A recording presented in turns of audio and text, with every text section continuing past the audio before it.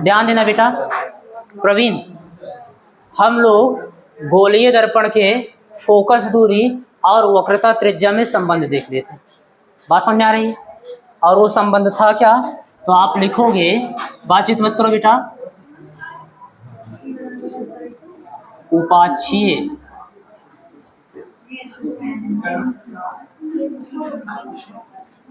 किरणों के लिए उपाक्षीय किरणों के लिए आप लोग डेरिवेशन किए थे बेटा। क्या किए थे? F is equal to R/2, यही तो था। उपाक्षीय किरणों के लिए कैसे हुआ? क्योंकि आपने इसमें एक कंडीशन दिया, यदि दर्पण का द्वारक छोटा हो, और अगर दर्पण का द्वारक छोटा होगा, बात समझ में आ रही है? ये हो गया इसका क्या? मुख्य अक्ष, क्योंकि यहाँ ध्रुव होगा P और यहाँ क्या होगा C, P और C को मिलाने वाली रेखा। अब जितनी भी प्रकाश की किरणें होंगी सभी की सभी कहाँ से होकर जाएंगी? मुख्य अक्ष के समीप से होकर जाएंगी, यहीं से तो होकर जाएंगी, सब समीप होकर जाएंगी। तो इसी के लिए डेरिवेशन हुआ F is equal to R/2। तभी तो ये बिंदु क्या होता था? P के बहुत समीप होता था। लगा के आप प्रूफ कर दिए। बात समझ में आ रही है? मान लो उपाक्षीय किरण नहीं है, यानी दर्पण का द्वारक ज़्यादा बड़ा है, तो आप लोग बतियाते रहो, मैं इधर पढ़ाता रहूँगा, है ना। यदि दर्पण का द्वारक क्या है बेटा? बड़ा है, तब वहाँ दोनों किरणें होंगी। उपाक्षीय किरण भी हो सकती हैं, सीमांत किरण भी हो सकती है, ऐसा हो सकता है ना। मान लो ऐसा कोई दर्पण है ये, तो अगर उपाक्षीय किरण है यानी कि प्रकाश की किरण मुख्य अक्ष के समीप से होकर जा रही है, तो इस किरण के लिए ये वाला फार्मूला सही होगा, सत्य होगा। लेकिन अगर कोई प्रकाश की किरण यहाँ से होकर जा रही है, बात समझ में आ रही है, मुख्य अक्ष से दूर, तो इसको क्या बोलते थे हम लोग? सीमांत, मार्जिनल रेज। बात समझ में आ रही है? और इसको पैराक्सियल रेज। सीमांत किरणें, इनके लिए ये फार्मूला सही नहीं होगा। बात समझ में आ रही है? उसके लिए देखना, वो व्यापक फार्मूला होता है बेटा, वो सबके लिए काम करेगा। ये क्या आप लिखोगे? सीमांत किरणों के लिए, तो सीमांत किरणों के लिए फोकस दूरी और वक्रता त्रिज्या में ये संबंध होगा, F is equal to R/2 cos I। घबराना नहीं, ये आपके सिलेबस में नहीं है, ठीक है ना। मैंने कहा था कि मैं ऐसे ही बता दूंगा, तो ये चीज़ हो गया। इसको, ये व्यापक फार्मूला है बेटा, जनरल फार्मूला भी है, यानी आप कह सकते हो कि ये उपाक्षीय के लिए भी लागू होगा और सीमांत किरण के लिए भी लागू होगा। बस एक कंडीशन लगाना होगा, क्या? ध्यान देना बेटा, अगर उपाक्षीय किरण होगी तो जो आप प्रकाश की किरण ऐसे ले जा रहे थे, C है और ये F है, समांतर चलने वाली प्रकाश की किरणें कहाँ से होकर जाती थी? फोकस से, और C से उस बिंदु को मिलाते थे, अभिलंब होता था। आप बोलते थे आपतित किरण और अभिलंब के बीच बनाया गया कोण I, यही तो बोलते थे। तो अगर उपाक्षीय किरण की बात हो रही है, इसका मतलब प्रकाश की किरण कहाँ से जाएगी? मुख्य अक्ष के समीप से होकर जाएगी। समीप से होकर जाएगी तो यहाँ कहीं तो टकराएगी, ये वाला बिंदु क्या होगा? यहाँ कहीं होगा।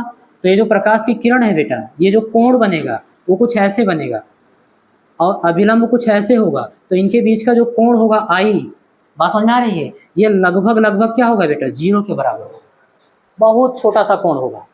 बात समझ में आ रही है? तो जब बहुत छोटा कोण होगा तो I की जगह क्या रखोगे? लगभग 0 रख दोगे, तो cos 0 की वैल्यू 1, मिल तो गया F is equal to R/2, वही फार्मूला। बात समझ में आ रही है? तो यहाँ पर लिख लेना, उपाक्षीय किरण के लिए, या फिर दर्पण का द्वारक छोटा होगा तो उपाक्षीय किरण हो ही जाएगी। उसके लिए पलक देखना, I बराबर लगभग, है ना, I is approximate is equal to कितना होगा? 0। तो इसमें वैल्यू पुट करेंगे, देन तब F is equal to R/2, वही आ गया, नहीं आ गया? क्यों? क्योंकि cos I की जगह 0 डिग्री, उसकी वैल्यू कितना होगा? क्लियर है? इसको आप लोग ऐसे कॉन्सेप्ट आप थ्योरी में करके लिख लेंगे। एक तो बात ये हो गई उपाक्षीय किरणों और सीमांत किरणों के लिए। एक चीज और याद रखो, समतल दर्पण आप में भले ही नहीं है, लेकिन छोटे छोटे क्वेश्चन आ सकते हैं। क्लियर? या एग्जामिनर ही आपसे पूछ सकता है, जो वाइवा लेने आएगा, पूछा जाता है छोटे छोटे जो इंपॉर्टेंट है, थोड़ा पूछा जाता है कि समतल दर्पण की फोकस दूरी कितनी होगी। बात समझ में आ रही है? तो उसको समझ लेते हैं इसी फार्मूले की हेल्प से। इस फार्मूले से रिलेटेड है इसलिए बता दे रहा हूं, ध्यान देना बेटा। पहला, दूसरा, तीसरा देखना। अगर समतल दर्पण है, बात समझ में आ रही है, तो समतल दर्पण के लिए को आप क्या मान सकते हो कि एक बहुत बड़ा खोखला गोला है और उसका एक छोटा सा कटा हुआ भाग है, तो समतल की तरह बिहेव करेगा कि नहीं करेगा? अगर मान लो बहुत बड़ा गोला है, यहाँ देखना इस तरीके से ऐसे, और इसका कोई एक छोटा सा हिस्सा ले ले, बहुत छोटा सा, ये, तो इसको जब काट के निकालोगे तो ये समतल दर्पण की तरह ही बिहेव करेगा। एक सतह को पेंट कर दोगे, दूसरा परावर्तक हो जाएगा, और परावर्तक दल जो तल होगा उसको आप छूओगे तो आपको लगेगा कि समतल है। क्या है? जैसे पृथ्वी क्या है, बहुत बड़ा गोला है, आप जिस हिस्से पे बैठे हो तो आपको समतल दिख रहा है क्योंकि एक छोटा सा पार्ट है उसका, असल में तो गोल है। क्लियर? ठीक है। तो इस कंडीशन में आप इसकी वक्रता त्रिज्या देखना बेटा, सेंटर से उसको मिलाओ। अब इसकी लंबाई यानी इसके आकार के तुलना में आर की वैल्यू क्या होगी? इनफाइनाइट होगी। क्या होगी बेटा? अनंत होगा कि नहीं होगा? उस समतल दर्पण के तुलना में, उसके आकार के तुलना में आर क्या होगा? इनफाइनाइट, अनंत होगा। तो इसलिए आप बता सकते हो यहाँ पर समतल दर्पण के लिए उसकी वक्रता त्रिज्या आर क्या होगा? इनफाइनाइट। क्या होगा बेटा? इसलिए फार्मूले से देखना बेटा, इसलिए उसकी फोकस दूरी बताओ, F is equal to R की जगह क्या रखोगे? इनफाइनाइट। इनफाइनाइट को 2 से भाग करोगे तब भी क्या मिलेगा? इनफाइनाइट। बात समझ में आ रही है? तो F क्या हो जाएगा? इनफाइनाइट। तो याद रखना समतल दर्पण की फोकस दूरी क्या होती है बेटा? अनंत। क्या होती है? ओम। अब इसके बाद हम लोग कर लेंगे, हेडिंग बनाओ बेटा।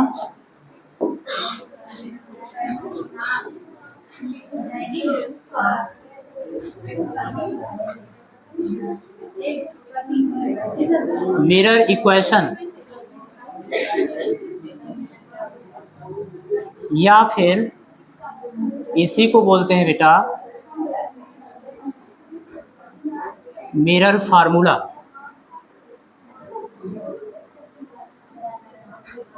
हेडिंग बनाओ।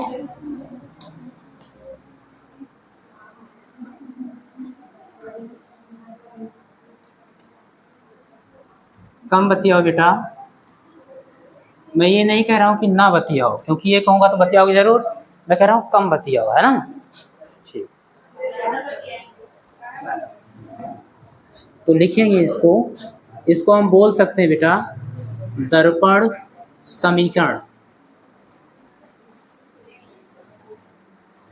या फिर दर्पण सूत्र।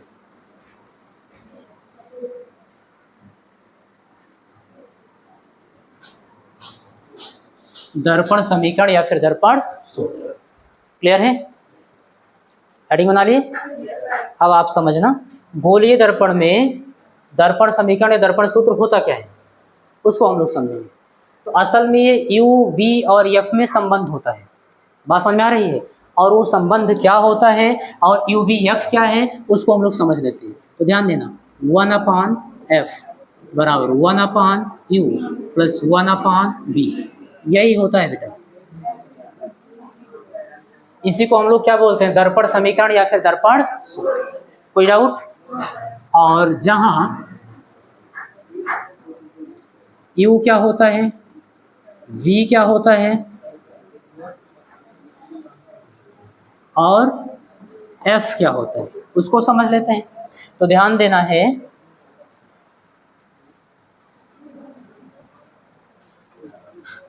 यू को बोलते हैं बेटा दर्पण के ध्रुव से, कहाँ से, ध्रुव से वस्तु तक की दूरी,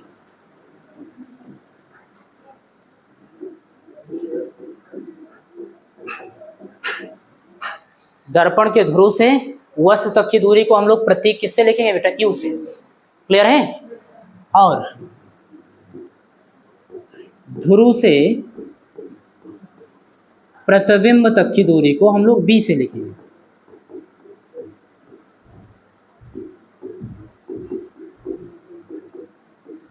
प्रतिबिंब तक की दूरी को किससे लिखोगे बेटा, बी से।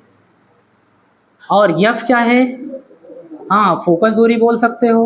और फोकस दूरी होता क्या है, ध्रुव से मुख्य फोकस तक की दूरी, कहाँ तक की बेटा, मुख्य फोकस तक की दूरी। ये कोई डाउट नहीं? तो इसका डेरिवेशन भी है बेटा, और वो आपको समझना है, आपके सिलेबस में है। तक की दूरी क्या बेटा,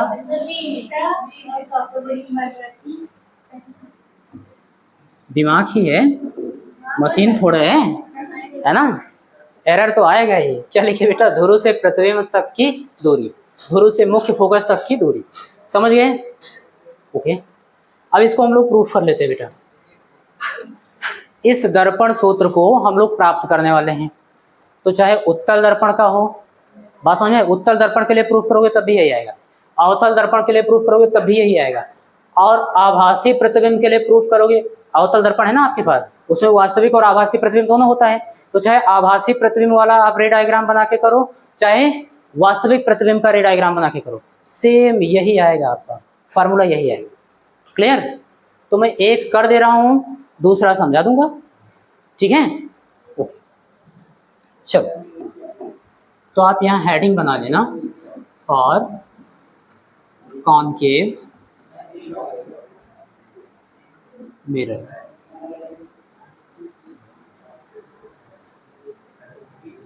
ठीक है? हाँ,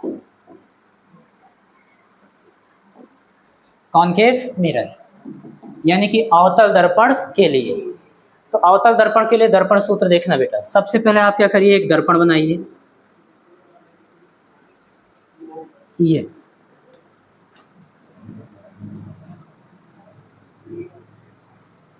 ये आपका क्या है, अवतल दर्पण। अगर ये अवतल दर्पण है तो इसके उभरे हुए तल पर कलई या पॉलिश की जाएगी। बोलो, ठीक है बेटा। और परावर्तक पृष्ठ क्या होगा, दबा हुआ। परावर्तक पृष्ठ के मध्य बिंदु को आप क्या बोलोगे, ध्रुव, पी से लिखोगे। बात समझ में आ रही? और ये जिस गोले का कटा हुआ भाग है उसके केंद्र को हम लोग क्या बोलेंगे बेटा, वक्रता केंद्र, यहां कहीं आएगा। ये सब आप बहुत ध्यान से बनाना, तभी आपका रे डायग्राम बनेगा।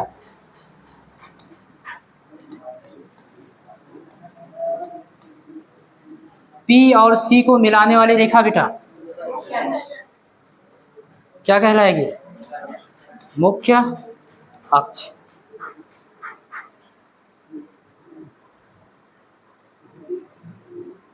ठीक है,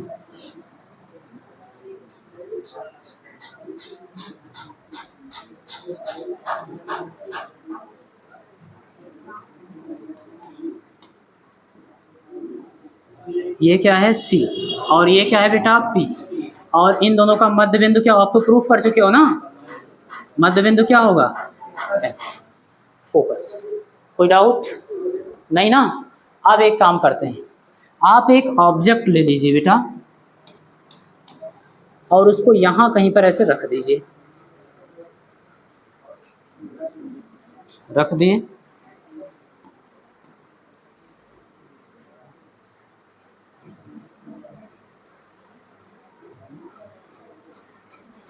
ठीक है,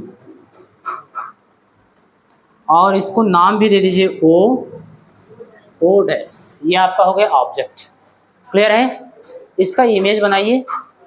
सबको पता है हम तीनों नियम में से कोई दो नियम लगाएंगे और इसके प्रतिबिंब की स्थिति मिल जाएगी।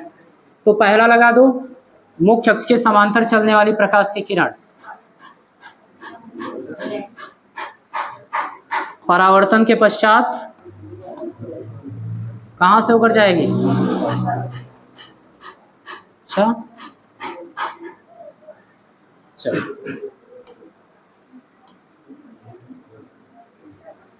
दर्पण से परावर्तित होने के पश्चात मुख्य फोकस से होकर जाए। आराम से समझना सारी चीजें, जहां पे कोई चीज नहीं समझ में आएगी तुरंत पूछना। बात समझ में आ रही है? बहुत डिटेल में समझना इसको, इसी समय समझ लो फिर कभी ना बोलो, आसान भी है। दूसरा क्या लगा दे बेटा? दर्पण के वक्रता केंद्र से जाने वाली प्रकाश की किरण, कोई दिक्कत नहीं है बेटा, हमारा जो मन कहेगा हम बनाएंगे, ठीक है? नहीं समझ में आएगा तो बताना। ये देखो, सेंटर ऑफ कर्वेचर से होकर जा रही प्रकाश की किरण परावर्तित होने के पश्चात वो वापस उसी मार्ग पे लौट टकराएगी, टकरा के वापस उसी मार्ग पे लौट। तो परावर्तित होने के पश्चात दोनों किरणें कहाँ मिल रही हैं? यहाँ पर बेटा। तो इस बिंदु का यानी कि ऑब्जेक्ट के हेड का यहाँ पर प्रतिबिंब बनेगा और सममिति के कारण हम लोग मान लेंगे कि पूरा प्रतिबिंब ही ऐसे बनेगा।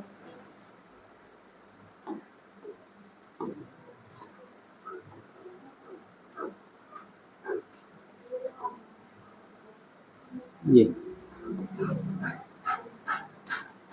नाम भी बता दो बेटा, इसको हम लोग बोल देंगे आई रेस। कोई दिक्कत किसी बच्चे को नहीं? ठीक है, तो अब डेरिवेशन करना स्टार्ट करते हैं हम लोग। ये आपका है बेटा रे डायग्राम, किरण आरेख। अगर ये समझ में आ गया है तो बड़ी अच्छी बात है। ध्यान देना, यहाँ पे कुछ डिस्टेंस है उसको मैं पहले ही लिख दे रहा हूँ। क्या है? तो आप बोलेंगे यहाँ ओपी बेटा,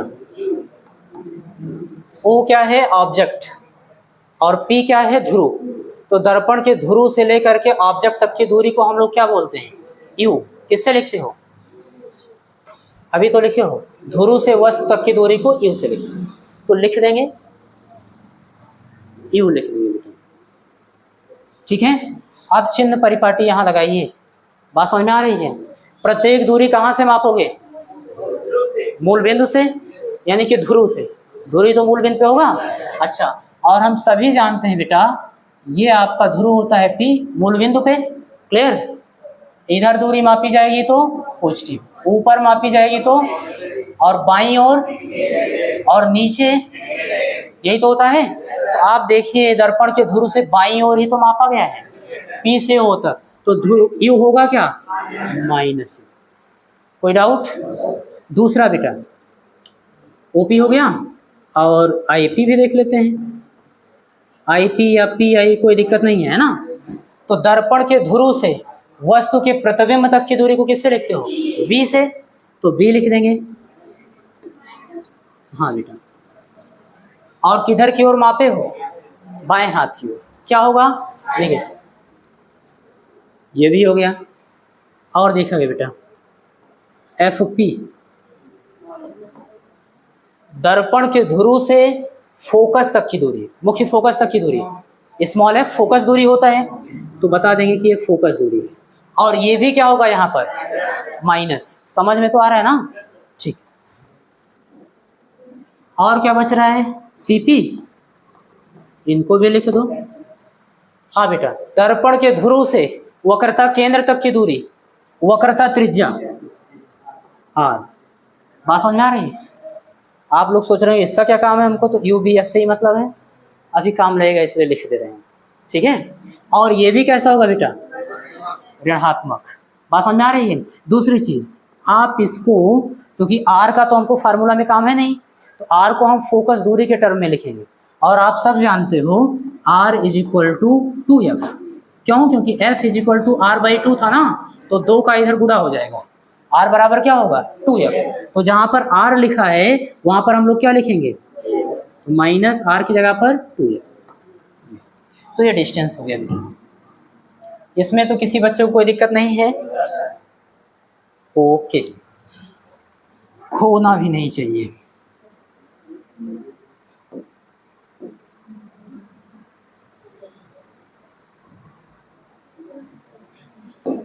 कोई बात नहीं, हम लोग इधर सॉल्व कर लेंगे। चलो, सबसे पहले चीज आप एक ट्रायंगल देखिए बेटा फिगर में, उसके बारे में मैं कुछ लिख रहा हूं, यहाँ पे लिखेंगे इन डायग्राम। डायग्राम में आप देखिए ट्रायंगल, इधर लिख दे रहा हूँ, एक स्टेप और बचा के चलेंगे अभी, पर डेरिवेशन थोड़ा बड़ा होने वाला है। इन कौन सा बेटा, तो triangle C O ODs and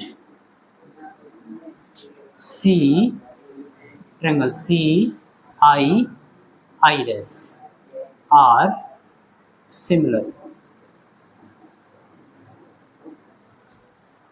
दो त्रिभुज देखिए बेटा, एक तो सी ओ ओ डैश, ये वाला त्रिभुज हो गया, और दूसरा देखिएगा सी आई आई डैश, ये वाला त्रिभुज। ये दोनों का दोनों समरूप है। अच्छा, समरूप और सर्वांगसम दो शब्द होते हैं, दोनों का मतलब आपको समझना जरूरी है। बहुत शॉर्ट में समझा दे रहा हूँ। समरूप का मतलब होता है बेटा उसका रूप समान हो। क्या हो? रूप समान हो। जरूरी नहीं है कि उसका माप भी बराबर हो। बात समझे? माप का मतलब भुजाएं बराबर हो, जरूरी नहीं। जैसे सभी सर्कल क्या होते हैं बेटा, समरूप होते हैं। सभी सर्कल समरूप होते हैं क्योंकि रूप तो सबका बराबर ही होगा। अब उसकी त्रिज्या बराबर हो इसकी कोई गारंटी नहीं। ये R1 है और ये क्लियर। तो R1 does not equal to R2, तब भी ये दोनों क्या होंगे बेटा, लेकिन अगर बराबर भी हो गए तो इसका मतलब ये नहीं हुआ कि समरूप नहीं हुए। समरूपता तो रहेगी ना, देखने में तो सर्कल ही लगेगा, तो ये हो गया समरूप। सर्वांगसम का मतलब होता है सभी भुजा बराबर या सभी माप बराबर। तो जब सभी माप बराबर होगा तो समरूप पहले से होगा। बात समझ आ रही है? तो जो सर्वांगसम होता है वो समरूप पहले होता है, और सर्वांगसम में माप बराबर होना आवश्यक है। यानी अगर कोई सर्कल और यहाँ पर हम ऐसे बनाएं और बोल दें कि इसकी भी त्रिज्या कितनी बेटा R1 है, तो इन दोनों को हम क्या बोल सकते हैं, इनको हम लोग समरूप भी बोलेंगे और सर्वांगसम भी बोलेंगे। बात समझ में आ रही है? सर्वांगसम, बात समझ में आ रही है? दोनों बोलेंगे। क्लियर? तो समरूप और सर्वांगसम समझ में आ गया। यहाँ पे मैंने समरूप लिखा है, तो समरूप क्यों है वो मैं समझा रहा हूँ। एक रूपता उसमें कैसे है वो चीज आप समझना।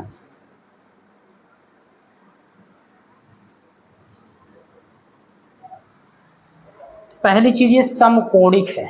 समकोणिक का मतलब इसके सभी कोण बराबर है, तो सभी कोण बराबर हैं तो ये समरूप हो जाएगा। देखो कैसे,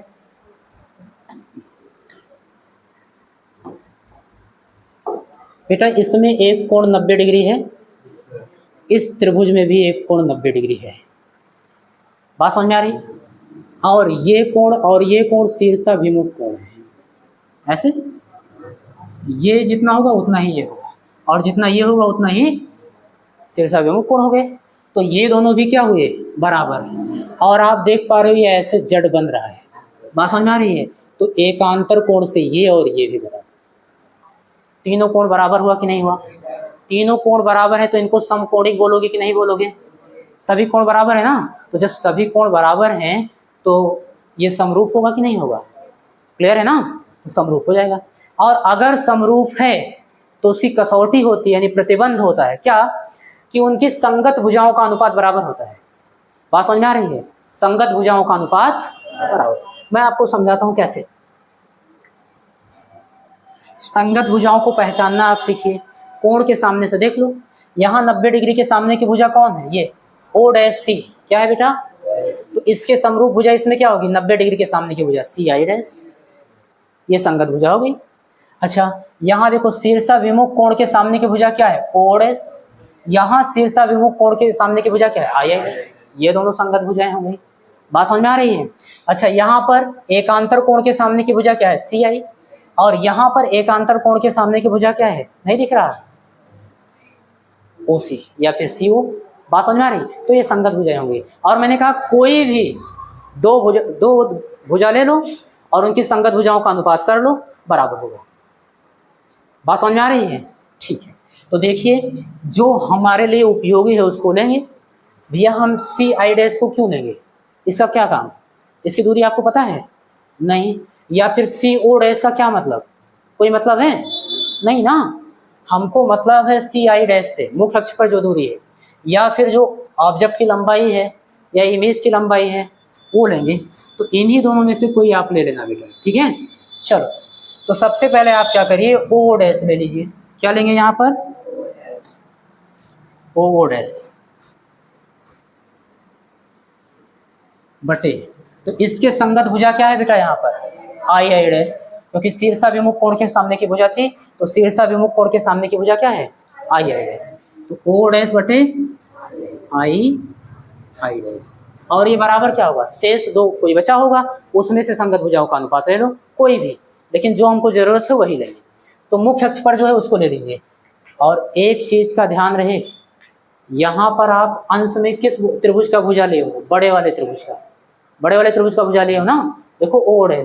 तो यहाँ भी दाएं पक्ष में भी बड़े वाले त्रिभुज की ही भुजा लोगे अंश में। बात समझ में आ रही है। तो कौन सा ले लें, CO। क्या ले लें, तो CO। और इस CO के संगत भुजा बताओ बेटा क्या है दूसरे त्रिभुज में, कैसे ढूंढना है, हाँ IC या फिर CI। सही बता रही, तो तेज हो गई, बायोलॉजी भी ली है, गुड गर्ल।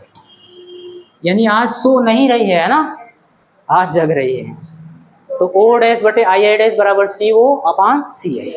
और कोई जरूरी नहीं है कि आप अलग अलग त्रिभुज के भुजाओं का अनुपात ही लो, यक्के त्रिभुज की भुजाओं का अनुपात ले सकते हो एक साथ। जैसे इसी का हम ले लें क्या, OO' बटे CO, ऐसा भी ले सकते हैं। बात समझ में आ रही है, बराबर कर देंगे यहाँ पर।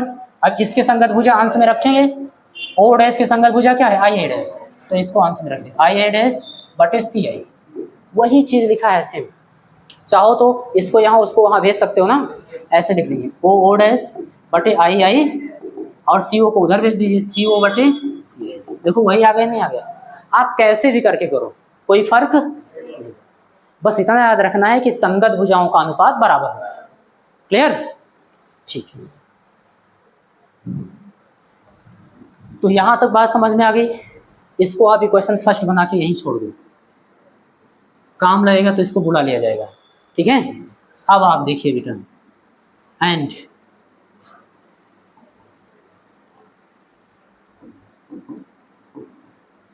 इसी डायग्राम में दो और त्रिभुज समरूप हैं। कौन से, ध्यान देना, हम लोग क्या करेंगे, यहां से एक इस पर अभिलंब डाल देंगे, लंब डाल देंगे।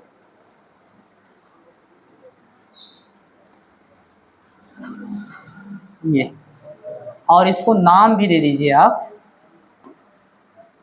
ये कौन सा बिंदु है, इसको आप मान लेना A, क्या मान लेना बेटा, और ये नॉर्मल N, क्या मान लेना इसको, कोई दिक्कत, ठीक है। तो आप ध्यान देना बेटा, दो त्रिभुज, इसका एक कोण क्या है, समकोण, क्योंकि अभी लंब डाले हो ना, तो 90 डिग्री होगा। इसका भी एक कोण देखो 90 डिग्री, ये कोण और ये कोण बराबर है, शीर्षा विमुख कोण। और ये देखो बेटा ऐसे जेड बन रहा है, तो ये एकांतर कोण क्या होगा, सारे कोण तो बराबर हो गए, तो समकोणिक हुआ, तो समरूप पहले से होगा, लिख देंगे। इसमें भी लिखिए आप लोग, लैंग्वेज में लिखेंगे बेटा, एंड ट्रायंगल कौन सा, FNA, एंड कौन सा, F, triangle FI are similar.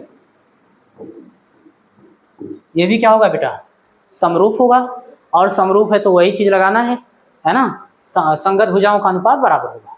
करके देखते हैं, चलो, तो इसमें संगत भुजा एक ले लीजिए ए एन, क्या ले लीजिए बेटा, यहाँ पे ए एन ले लिए, और इसके संगत भुजा इसमें है क्या, आई आई डैश। देखो शीर्षाभिमुख कोण के सामने की भुजा एन, इस शीर्षाभिमुख कोण के सामने की भुजा आई आई डैश बराबर। अब बड़े वाले त्रिभुज का ही भुजा यहाँ अंश पे लोगे, एफ एन बटे, हाँ, एकांतर कोण के सामने की भुजा, एकांतर कोण के सामने की भुजा एफ आई, क्या लेंगे बेटा, एफ आई। यहां तक बात समझ में आ रही। बट आयत के आमने सामने की भुजाएं बराबर होती हैं, तो डायग्राम में देखो ए एन बराबर होना चाहिए ओ डैश, क्योंकि ये रेखा क्या है, समांतर ही तो गई है मुख्य अक्ष के, तो जाहिर सी बात है ये आयत बना नहीं बना, आयत के आमने सामने की भुजाएं बराबर होती है, तो ए एन किसके बराबर होगा, ओ डैश के। तो बट ए एन बराबर होगा ओ डैश के। वैल्यू पुट कर दो भाई, जहाँ ए एन लिखा है वहाँ ओ डैश लिख सकते हो, तो लिखिए ओ डैश बटे आई आई डैश बराबर F N upon F I. O dash बटे आई आई डैश फर्स्ट को बुला हुआ है ना, उसकी जगह पर क्या लिख सकते हो, सी ओ अपान सी आई। क्यों बदल रहे हैं इसको समझना, क्योंकि ओ डैश का हमको क्या काम, ये तो वस्तु की लंबाई है, और आई आई डैश का हमको क्या काम इस फार्मूले में, ये तो प्रतिबिंब की लंबाई है, तो वस्तु की लंबाई और प्रतिबिंब की लंबाई तो इसमें कहीं है ही नहीं है, इसलिए उसको हम हटाएंगे। बात समझ में आ रही है, और उसको हटा के क्या लिखेंगे बेटा, सी ओ अपान सी आई लिखिए, इसका काम है। तो अगला step O dash upon I I dash की जगह पर सी ओ अपान सी आई, और ये किसके बराबर बेटा, एफ एन अपान एफ आई।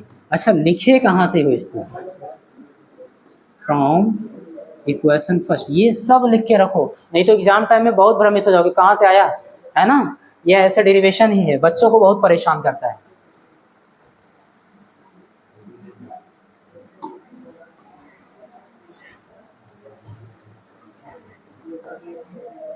दिख रहा है बेटा,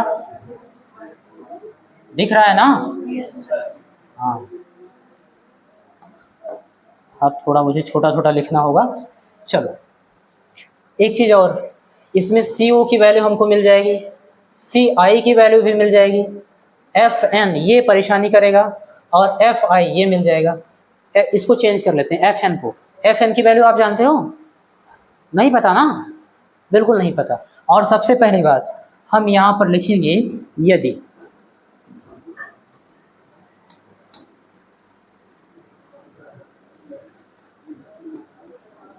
दर्पण का द्वारक छोटा हो,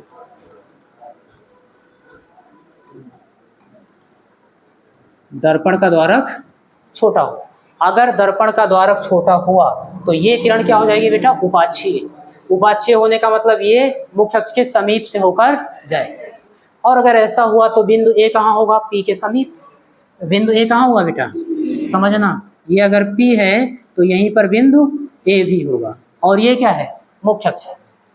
अब आप बिंदु ए से क्या करोगे, मुख्य अक्ष पर लंब डालोगे, वही तो किए हुए, तो बिंदु ए से क्या करोगे, मुख्य अक्ष पर ऐसे आप लंब डालोगे, तो यहाँ पर क्या मिलेगा आपको, यन, और यन और पी लगभग एक ही स्थान पर होगा।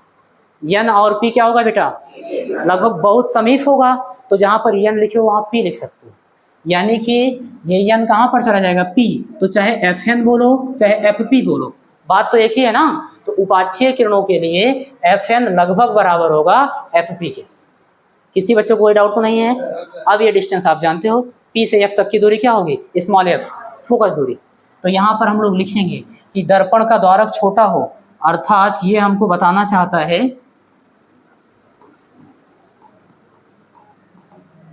कि बिंदु एन क्या बेटा, बिंदु एन पी के बहुत समीप होगा, पी के बहुत समीप हो, ठीक है। तो अगर ऐसा है तब ये क्या हो रहा है, कलर चेंज हो गया क्या, अतः F N approximate is equal to F P. बताओ यही तो होगा। तो जहां पर एफ एन लिखा है वहां पर क्या लिख सकते हैं, एफ पी लिख सकते हैं। लिख दें? चलो लिखेंगे तब सी ओ अपान सी आई, सी ओ अपान सी आई बराबर एफ एन की जगह पर एफ पी बटे एफ आई। अब किसी में भी कोई दिक्कत नहीं है। अब सबकी डिस्टेंस हम लोग लिख सकते हैं।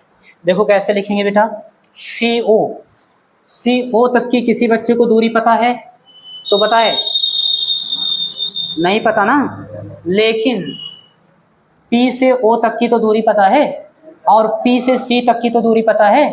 तो पूरी दूरी में से इतना दूरी घटा दो, इतना दूरी तो मिल ही जाएगा ना। हाँ तो यहाँ पर हम लोग लिख देंगे बेटा, पूरा यहाँ बगल में लिख दें कि डायरेक्ट पुट करें, लिख दें है ना। हाँ हलवा बना दीजिए सर जी एकदम। चलो CO को चेंज करना है, किसको किसको बदलेंगे, CO को। एक तो ये नहीं पता और दूसरा CI, C से I तक की दूरी किसी बच्चे को पता है, इसको भी चेंज करेंगे CI। ठीक है बेटा, और किसको बदल दें, CI होगा FP, ये तो पता है, FP तो पता है फोकस दूरी, FI ये नहीं पता है, इसको इन तीनों को हम लोग बदलेंगे। ठीक है ना बेटा।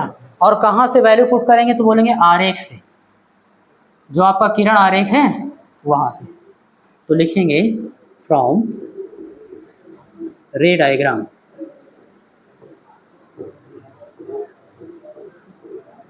तो रे डायग्राम से देखना बेटा, CO को हम लोग लिख क्या सकते हैं, इतनी सी दूरी आपको चाहिए बेटा, उसके लिए हम क्या करेंगे, OP में से CP घटा देंगे, OP में से क्या करेंगे, CP घटा देंगे तो OC मिल जाएगा ना। तो लिखेंगे यहाँ पर क्या, OP माइनस CP, और यहाँ OP CP दोनों जानते हो, OP क्या है वस्तु तक की दूरी, CP क्या है वक्रता त्रिज्या, क्लियर है ना। ऐसे बदलेंगे।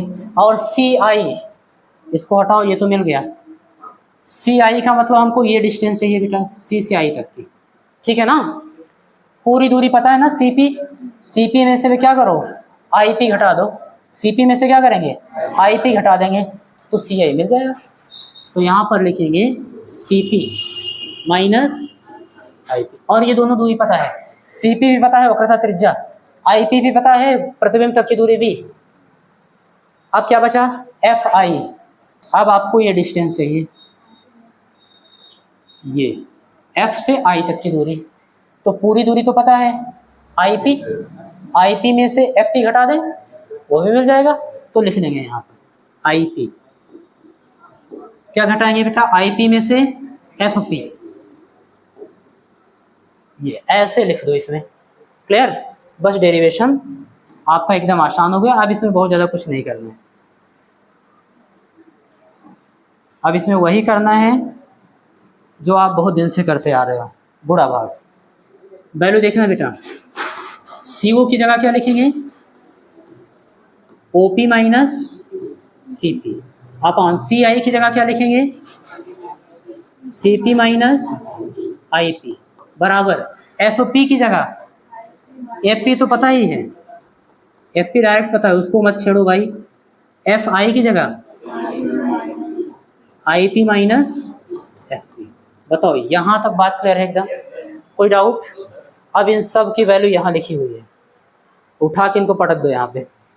ठीक है चलो OP की वैल्यू कितना है, कुछ सोचना ही नहीं है ना, माइनस ही पुट कर दीजिए, चिन्ह सहित रखना वैल्यू, नहीं तो वो तुमको पटक देगा।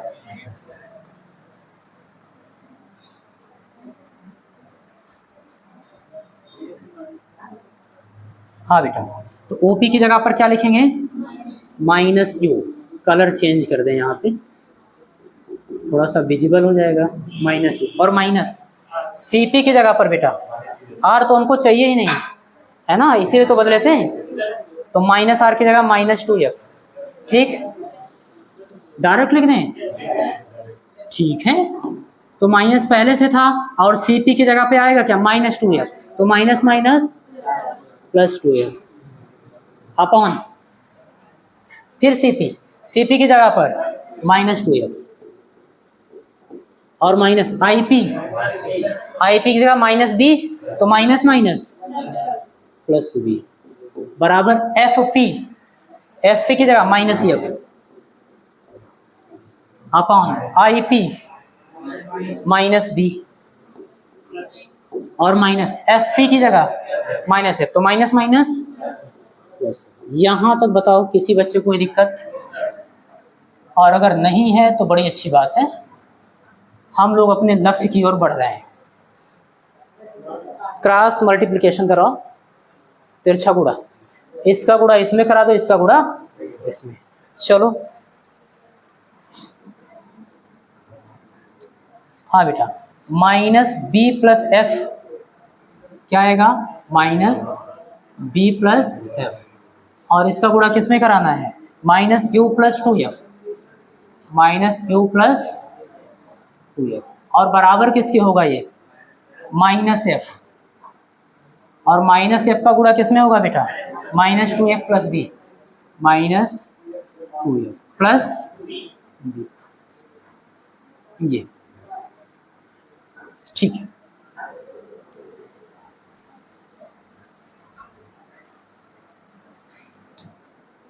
इसका गुणा कराओ और फिर देखते हैं क्या मिलता है।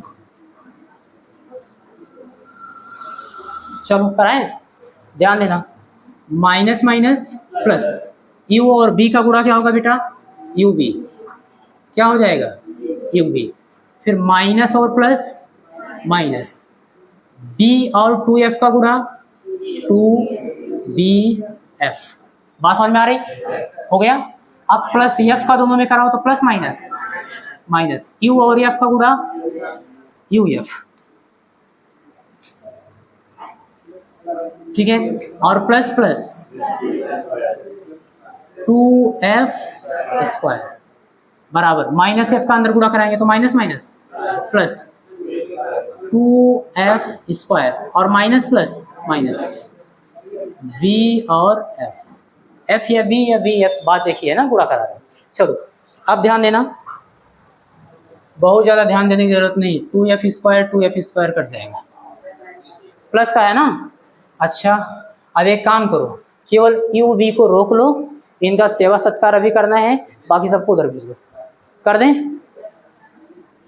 अब ये मत पूछना सर जी को कैसे पता किसको रोकना है, चाहे जिसको रोक लेना, बाद में वही मिलेगा, है ना। तो UB बराबर यहाँ क्या है बेटा? -BF और इनको इधर ले जाओ, ये माइनस का उधर जाएगा, प्लस 2BF और ये माइनस इधर आएगा, प्लस UF। Solve it. तो UB बराबर बड़ी संख्या का चिन्ह प्लस और 2BF में से एक BF जाएगा।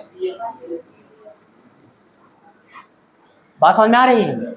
और प्लस UF, यही तो आया। हमको चाहिए क्या? 1/F बराबर 1/U + 1/। तो एक काम करो, UBF से भाग कर दो तो BF कट जाएगा, नहीं UB कट जाएगा, नीचे F बचेगा, ऐसे ही सब कटेगा, ठीक है ना।